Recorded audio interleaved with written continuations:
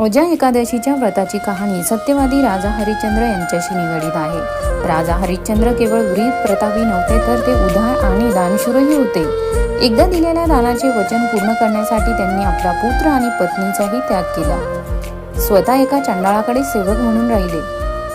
गौतम ऋषींची भेट घेण्यासाठी राजा हरिश्चंद्र गेले असता त्यांना सत्यकथन केले। गौतम ऋषींनी त्यांना यातून बाहेर पडण्याचा उपाय म्हणून अजा एकादशीचे व्रत करण्याचा सल्ला दिला।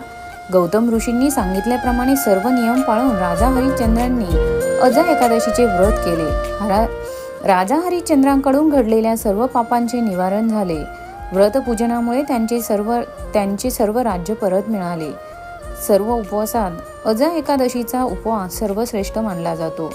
चित्त, आहार, इंद्रिय आणि व्यवहारावर नियंत्रण मिळवण्यासाठी हे व्रत आचरावे।